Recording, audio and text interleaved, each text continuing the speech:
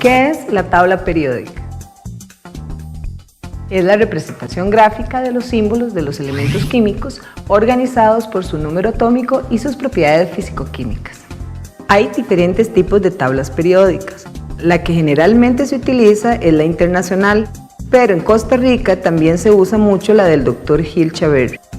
Para efectos didácticos, aquí utilizaremos la versión muda de la tabla periódica internacional. ¿Qué información visual nos da la tabla periódica muda? ¿Qué nos dicen sus símbolos? ¿Cómo se relacionan? ¿Cómo se representan los elementos?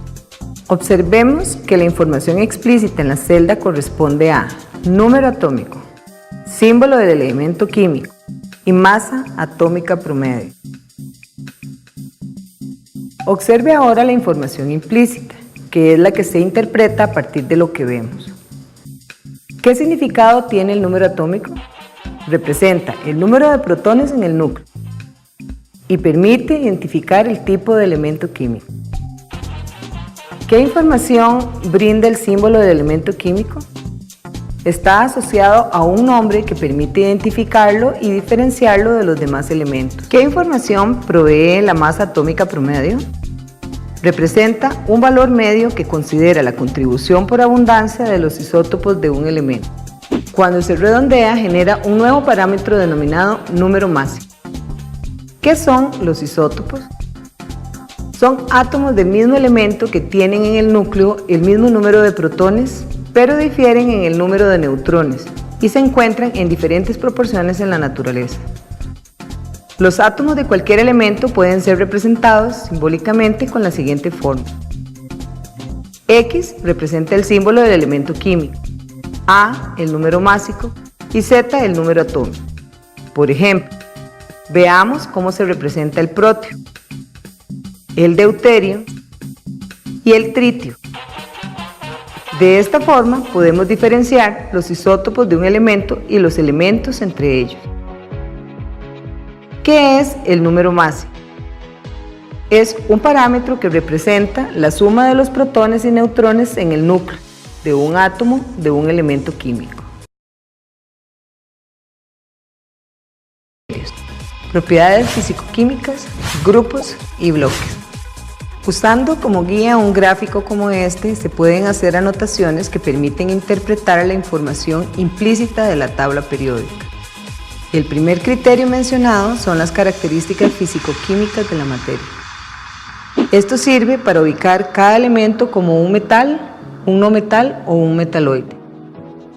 Los metaloides son los elementos ubicados por encima y por debajo de la línea divisoria que inicia en el boro y termina entre el polonio y el astato, excepto el aluminio y el polonio, que se consideran metales.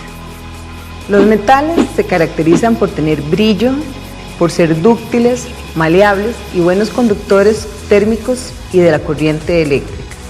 Por otro lado, los no metales no poseen brillo, son quebradizos y no son buenos conductores térmicos ni conducen la corriente eléctrica. En el caso de los metaloides, tienen propiedades intermedias entre los metales y los no metales. Los más conocidos son el silicio y el germanio, que se utilizan en la industria electrónica. De acuerdo al criterio de división por grupos, los elementos pueden ser representativos, de transición y de transición interna o tierras raras.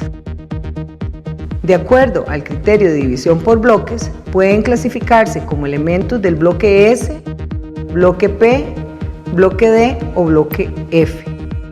Los elementos representativos y los de tierras raras pueden identificarse en familias debido a que su comportamiento químico es similar. Para los elementos representativos tendríamos entonces a los metales alcalinos, metales alcalino-térreos, elementos térreos, elementos carbonoides, elementos nitrogenoides, elementos calcógenos, elementos halógenos, elementos gases nobles. Y para los de tierras raras o de transición interna, tenemos a los lantánidos y los actínidos. Quien en el siglo VII a.C. afirmó que todo estaba constituido a partir de agua, que al cambiar de estado formaba todas las sustancias conocidas. En el siglo V, Empédocles reunió las teorías de sus predecesores y propuso no una, sino 4 sustancias primordiales, los 4 elementos: aire, agua, tierra y fuego. La unión de estos 4 elementos, en distinta proporción, daba lugar a la vasta variedad de sustancias que se presentan en la naturaleza. Eso dio paso al surgimiento de la alquimia. Cuando se fundían ciertas piedras con carbón, las piedras se convertían en metales, al calentar arena y caliza se formaba vidrio y similarmente muchas sustancias se transformaban en otras.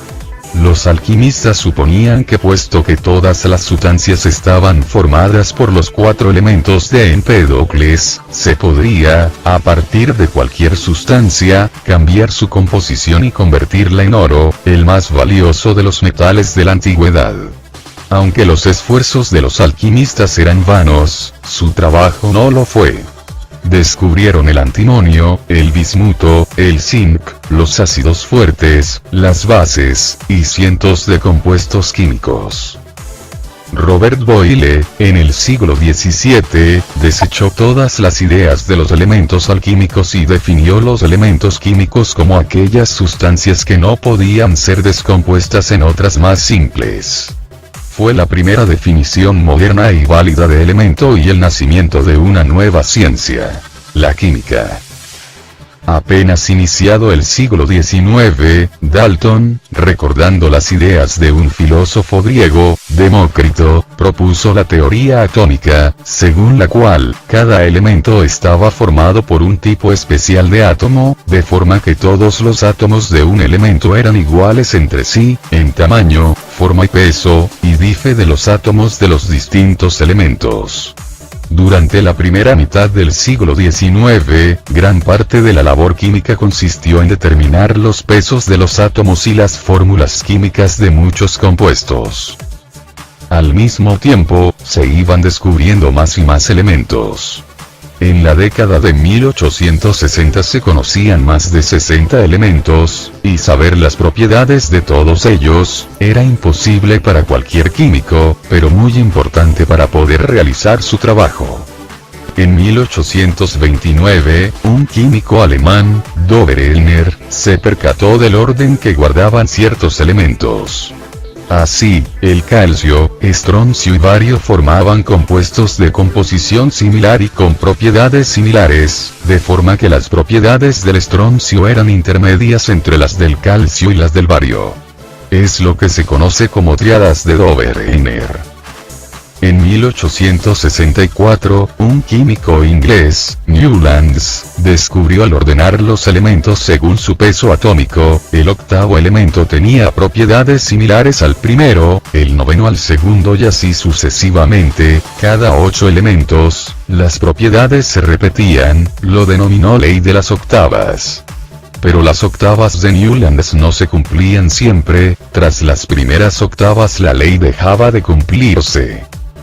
En 1870, el químico alemán Meyer estudió los elementos de forma gráfica, representando el volumen de cada átomo en función de su peso, obteniendo una gráfica en ondas cada vez mayores. Los elementos en posiciones similares de la onda, tenían propiedades similares, pero las ondas cada vez eran mayores e integraban a más elementos. Fue el descubrimiento de la ley periódica, pero llegó un año demasiado tarde. Ya que, en 1869, Mendeleev publicó su tabla periódica. Había ordenado los elementos siguiendo su peso atómico, como lo hizo Newlands antes que él, pero tuvo 3 ideas. No mantuvo fijo el periodo de repetición de propiedades, sino que lo amplió conforme aumentaba el peso atómico. Invirtió el orden de algunos elementos para que cuadraran sus propiedades con las de los elementos adyacentes, y dejó huecos, indicando que correspondían a elementos aún no descubiertos. En 3 de los huecos, predijo las propiedades de los elementos que habrían de descubrirse, cuando años más tarde se descubrieron el escandio, el galio y el germanio, cuyas propiedades se correspondían con las predichas por Mendeleev, y se descubrió un nuevo grupo de elementos, los gases nobles, que encontró acomodo en la tabla de Mendeleev. Se puso de manifiesto no solo la veracidad de la ley periódica, sino la importancia y utilidad de la tabla periódica.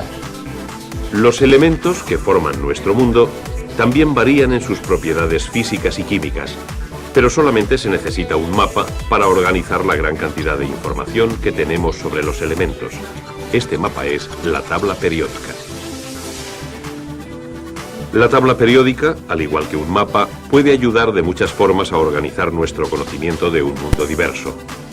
El mundo diverso es la química. La información sobre los elementos de la tabla periódica se organiza en términos generales de una manera semejante, dividiendo los elementos por sus propiedades en regiones de metales, metaloides y no metales. La tabla periódica proporciona asimismo una información detallada. Los elementos se ordenan según su número atómico, el número de protones del núcleo. Cada fila horizontal o período muestra un tipo de relación.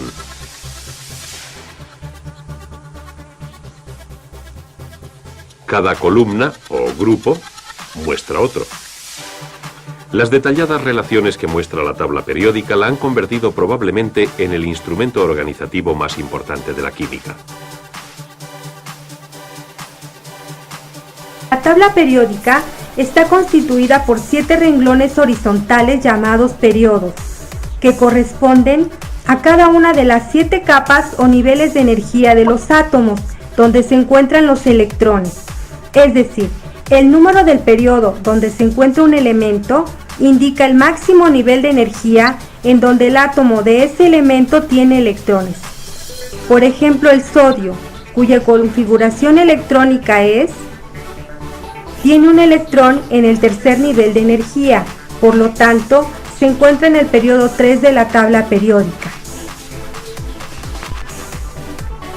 Los elementos con propiedades químicas similares se encuentran formando grupos o familias, que son las columnas verticales de la tabla periódica. A los grupos se les asignan números romanos del 1 al 8. Para que los elementos con propiedades semejantes se coloquen unos abajo de otros, los grupos se han dividido en grupos A y B. Los elementos de los grupos A se llaman elementos representativos y los de los grupos B elementos de transición. El número del grupo donde se encuentra un elemento coincide con el número de electrones que el átomo de ese elemento tenga en el nivel máximo de energía. Así, en el caso del sodio, que tiene un electrón en el tercer nivel de energía, se ubica en el grupo 1A. El cloro tiene la configuración electrónica, como puede observarse, tiene 17 electrones distribuidos en 3 niveles de energía. Por lo tanto, se encuentra en el periodo 3. Son 7 los electrones que se encuentran en el máximo nivel y por esta razón se ubica en el grupo 7A.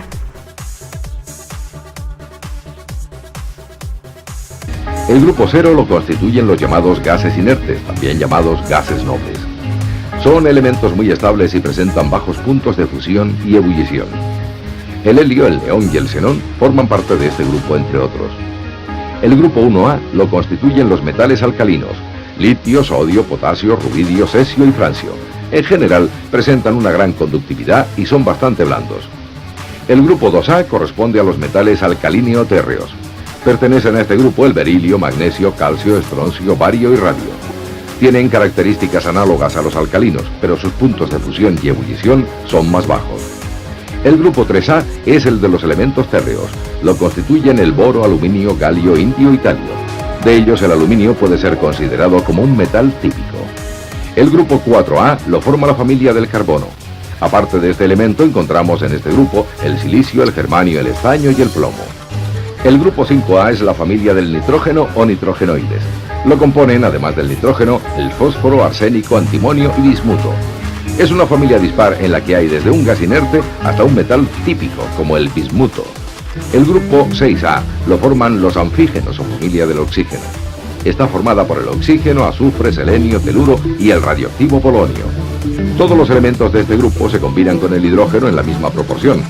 2 átomos de hidrógeno por uno de cualquiera de los otros elementos del grupo. El grupo 7A está constituido por los halógenos. El flúor, cloro, bromo, yodo y el elemento radiactivo astato son los elementos que lo componen.